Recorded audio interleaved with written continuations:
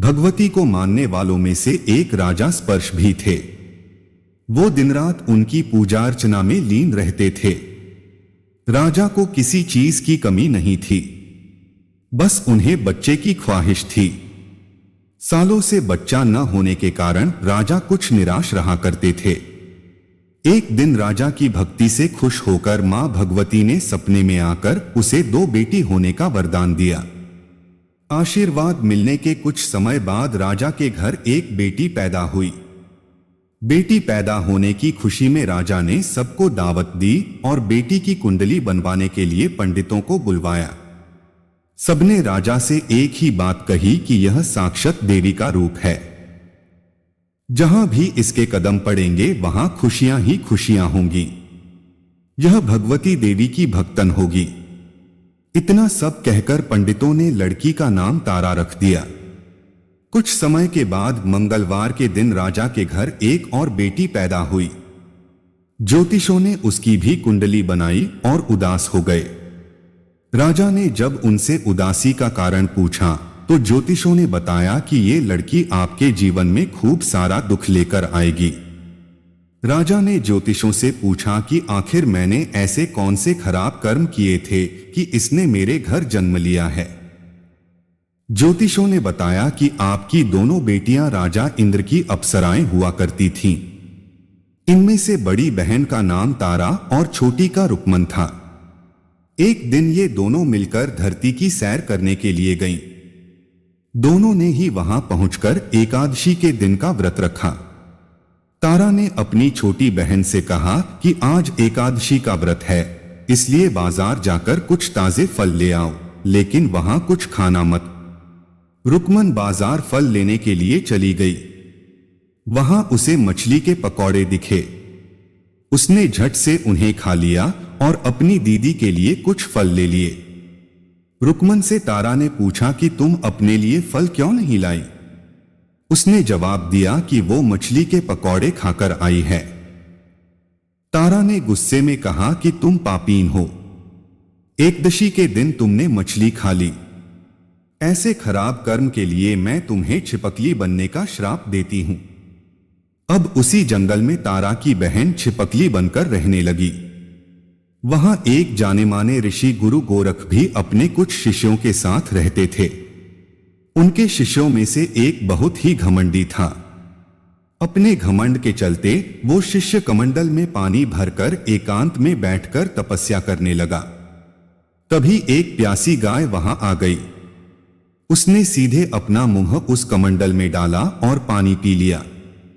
पानी पीने के बाद जैसे ही गाय अपना मुंह बाहर को निकालने लगी तो कमंडल नीचे गिर गया और ऋषि का ध्यान भंग हो गया। ऋषि ने देखा कि गाय पानी पी गई है। अब गुस्से में ऋषि ने गाय को एक चिमटे से बुरी तरह घायल कर दिया। इस बात की जानकारी जब गुरु गोरख को पड़ी तो वो तुरंत गाय को देखने के लिए गए। जैसे ही उन्होंने गाय की हालत देखी वैसे ही अपने उस घमंडी शिष्य को आश्रम से बाहर निकाल दिया। कुछ दिनों के बाद गौमाता पर किए गए उस अत्याचार से होने वाले पाप को कम करने के लिए उन्होंने एक यज्ञ करवाया। इस यज्ञ के बारे में गाय को चिमटे से मारने वाले घमंडी शिष्य को भी पता चला। वो सीधे पक्षी का रूप धारण करके यज्ञ स्थल पर गया और भोजन में अपनी चोंच से मरा हुआ सांप डाल दिया। किसी को इस बात की खबर नहीं हुई। ये सब होते हुए तारा से श्राप मिलने वाली छिपकली रुक्मन देख रही थी। उसके मन में हुआ कि इसे खाकर सारे लोग मर जाएंगे। सबकी जान बचाने के लिए छिपकली बनी रुक्मन सभी लोगों के सामने भोजन पर गिर गई।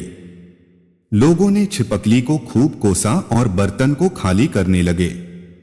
उसी वक्त भंडारा करने वालों को खाने में मारा हुआ सांप भी दिखा। तब कहीं जाकर सबको समझ आया कि छिपकली सबकी जान बचाने के लिए जानबूझकर भोजन में गिरी थी। एक छिपकली होने के बावजूद भी इतने अच्छे विचार होने की वजह से यज्ञ में मौजूद सारे महत्वपूर्ण लोगों ने कहा कि हमें इस छिपकली की मुक्ति के लिए प्रार्थना करनी चाहिए। पंडित ने आगे बताया कि सबकी प्रार्थना से ही वो छिपकली तीसरे जन्म में आप जैसे प्रतापी राजा के घर बेटी के रूप में पैदा हुई है। वहीं तारा ने दूसरे जन्म तारामती के रूप में लिया और अयोध्या के राजा हरिश्चंद्र से शादी की। इतनी सब बातें कहने के बाद पंडितों ने राजा स्पर्श को रुकमन को मारने की सलाह दी। इस बात पर राजा बोले, मैं किसी बेटी को कैसे मार सकता हूं? ऐसा करना पाप होगा। फिर ज्योतिषों ने कहा कि एक संदूक में सोना चांदी लगवाकर उसके अंदर लड़की को रख देना और संदूक को पानी में बहा देना। उसमें लगा हुआ सोना चांदी देखकर लोग नदी से संदूक जरूर निकालेंगे और लड़की की जान बच जाएगी। राजा ने ज्योतिषों ने जैसा बताया ठीक वैसा ही किया। नदी में सोना चांदी जड़ा हुआ संदूक देखकर काशी के पास ही एक भंगी ने उसे बाहर निकाल लिया। उसके कोई बच्चे नहीं थे, इसलिए उसने संदूक के अंदर की लड़की को पालने का फैसला लिया। उसे भंगी व उसकी पत्नी ने खूब प्यार से पाला और रुक्को नाम रख दिया। बड़ी होते ही दोनों ने रुक्को की शादी करवा दी। रुक्को की सासू मां तारामती और राजा हरिश्चंद्र के महल में साफ सफाई करने का काम किया करती थी। कुछ दिनों के बाद रुक्को की सासू मां बीमार हो गई। उनकी जगह रुक्को वहां काम करने लगी। तारामती ने उसे देखा और पुराने जन्म के पुण्य के कारण पहचान लिया और उसे कहा कि तुम मेरे साथ बैठ जाओ। रुक्को ने बोला कि मैं तो भंगिन हूं, इसलिए आपके पास नहीं बैठ सकती। तब तारामती ने उसे बताया कि तुम पूर्व जन्म में मेरी ही बहन थी। तुमने एकादशी के व्रत के दिन मछली खा ली थी और मैंने तुम्हें दंड देते हुए छिपकली बना दिया। अब तुम्हें दोबारा मनुष्य जन्म मिला है, तो इस जन्म में मां वैष्णो की पूजा करके पुण्य कमा लो। मां की पूजा से तुम्हारी सारी इच्छाएं भी पूरी होंगी। तारामती की इस बात को सुनने के बाद रुक्को मां वैष्णो से एक बेटे के लिए प्रार्थना करती है और कहती है कि अगर उसकी मनोकामना पूरी हुई तो वो अपने घर में मां वैष्णो देवी पूजन और जागरण कराएगी। मां वैष्णो देवी उसकी प्रार्थना सुन लेती है और उसे बेटा होता है। पुत्र की प्राप्ति के बाद रुक्को उसकी देखभाल और लाड़ दुलार में मां वैष्णो देवी की पूजा करना भूल जाती है।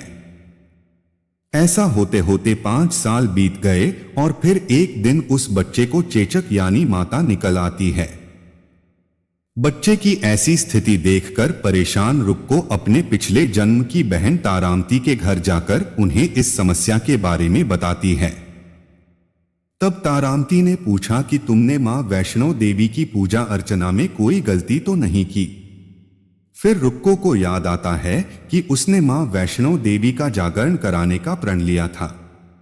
ये बात याद आते ही रुक्को को काफी पछतावा हुआ और मन में मां से कहा कि बच्चे के ठीक होते ही वो अपने घर में जागरण कराएगी। अगले ही दिन उसका बेटा पूरी तरह ठीक हो जाता है। तभी रुक्को ने माता रानी के मंदिर जाकर पुजारियों को कहा कि मंगलवार के दिन घर में जागरण करवा दीजिए। रुक्को की बात सुनकर पंडित कहते हैं कि तुम यही 5 रुपए दे दो, तुम्हारे लिए हम मंदिर में ही जागरण करा देते हैं। रुक्को कहती है, मुझे पता है कि मैं चमारिन हूं, लेकिन आप मेरे घर आकर ही जागरण करवा दीजिए। मां किसी तरह का भेदभाव नहीं करती हैं, तो आपको भी नहीं करना चाहिए। इस पर पंडितों ने विचार विमर्श करके कहा कि अगर रानी आपके जागरण में आती है तो हम तुम्हारे घर आकर जागरण करने के लिए तैयार हैं। पंडितों की बातें सुनकर रुक्को अपनी बहन रानी तारामती के पास जाती है और तारामती को सारी बात बताती है। रुक्को की बातें सुनकर तारामती जागरण में जाने के लिए तैयार हो जाती है। इस बात को बताने के लिए रुक्को जब पंडित जी के पास जाती है तब उनके बीच की बातों को सेन नामक नाई सुन लेता है। फिर वह राजा हरिश्चंद्र को जाकर सारी बातें बता देता है। राजा के मन में हुआ कि रानी को नीची जाति वालों के घर जागरण में नहीं जाना चाहिए। इसी वजह से वो अपनी उंगली काट लेते हैं, जिससे उन्हें नींद न आए और रानी जागरण में न जा सके। जब जागरण का समय होता है तब भी राजा को जागते हुए देखकर रानी मन ही मन मां वैष्णो देवी से प्रार्थना करती है कि महाराज को नींद आ जाए ताकि मैं जागरण में जा सकूं। रानी की प्रार्थना के कुछ ही देर बाद राजा को नींद आ जाती है। फिर रानी तारामती रोशनदान में रस्सी बांधकर महल से नीचे आकर रुक्को के घर चली जाती है। इसी जल्दबाजी में रास्ते में ही रानी का रेशमी रुमाल और एक पांव का कंगन गिर जाता है। इधर कुछ वक्त बाद राजा हरिश्चंद्र की नींद टूट जाती है। नींद खुलने पर रानी को अपने पास न देखकर राजा उसकी तलाश में निकल जाते हैं। रानी को ढूंढते ढूंढते उन्हें रानी का रुमाल और कंगन मिलता है। रानी की चीजों को अपने साथ लेकर राजा जागरण स्थल पहुंचते हैं और एक जगह चुपचाप बैठकर जागरण सुनने लगते हैं। मां वैष्णो देवी के जयकारे के साथ जागरण खत्म होता है और सभी को प्रसाद दिया जाता है। तब रानी अपने हिस्से के प्रसाद को झोली में डाल लेती है। रानी के ऐसा करने पर लोग उनसे पूछते हैं कि वो प्रसाद क्यों नहीं खा रही हैं। अगर आप प्रसाद का सेवन नहीं करती हैं तो जागरण में आए लोग भी प्रसाद नहीं खाएंगे। तब रानी बोलती है कि वह प्रसाद राजा के लिए था, अब आप मुझे प्रसाद दीजिए। फिर अपने लिए प्रसाद लेकर रानी सबके सामने उसे खा लेती है। रानी के प्रसाद खाते ही जागरण में मौजूद सभी भक्तों ने भी प्रसाद खाया। उसके बाद रानी महल के लिए निकल जाती है। तभी रास्ते में ही राजा उन्हें रोककर पूछते हैं कि तुमने नीच जाति के घर प्रसाद खाकर खुद को अपवित्र कर लिया है। तुमने मेरे लिए भी प्रसाद रखा है, अब तुम उससे मुझे भी अपवित्र करना चाहती हो। अब मैं तुम्हें अपने महल नहीं लेकर जा सकता। यह बोलते हुए जब राजा रानी की झोली को देखता है तब उन्हें प्रसाद की जगह गुलाब, चंपा जैसे अनेक फूल और कच्चा चावल व सुपारियां नजर दिखती हैं। इस चमत्कार को देखकर राजा हैरान हो जाते हैं। फिर राजा चुपचाप रानी को अपने साथ लेकर महल पहुंचते हैं। वहां रानी बिना माचिस के ही माता रानी के सामने दीप जलाकर राजा हरिश्चंद्र को और हैरान कर देती है। फिर रानी बोलती है कि माता के दर्शन करने के लिए बहुत बड़ा त्याग करना पड़ता है। इसके लिए आपको अपने बेटे रोहिताश्व की बलि देनी होगी, तभी मां दुर्गा आपको साक्षात दर्शन देगी। यह सुनकर राजा के मन में मां के दर्शन की इच्छा होने लगी, जिसके लिए राजा अपने पुत्र की बलि दे देते हैं। बलि देने के बाद मां दुर्गा शेर पर सवार होकर प्रकट हो जाती है। उन्हें देखकर राजा हरिश्चंद्र काफी खुश हो गए और मां दुर्गा ने तुरंत राजा के बेटे को दोबारा जिंदा कर दिया। इस चमत्कार को देखकर राजा हरिश्चंद्र खुश हो गए। तभी राजा ने मां की पूरी विधि से पूजा करके उनसे गलतियों की माफी मांगी। मां दुर्गा ने भी राजा को खुश रहने का आशीर्वाद दिया और अंतर्ध्यान हो गई। तब राजा ने तारा रानी से कहा कि मैं बहुत खुश हूं कि मुझे पत्नी के रूप में आप मिली हैं। फिर राजा हरिश्चंद्र, तारा रानी और रुक्मन तीनों अपनी मनुष्य योनि से छुटकारा पाकर देवलोक में चले जाते हैं। कहानी से सीख: तारा रानी व्रत कथा जीवन में श्रेष्ठ कर्म करने की सीख देती है। बुरे कर्मों के फल इंसान को भोगने ही पड़ते हैं। यदि आप हमें सब्सक्राइब नहीं कर रहे हैं तो शायद आप बेहतरीन चीजें छोड़ रहे हैं, इसलिए चैनल को अभी सब्सक्राइब करें।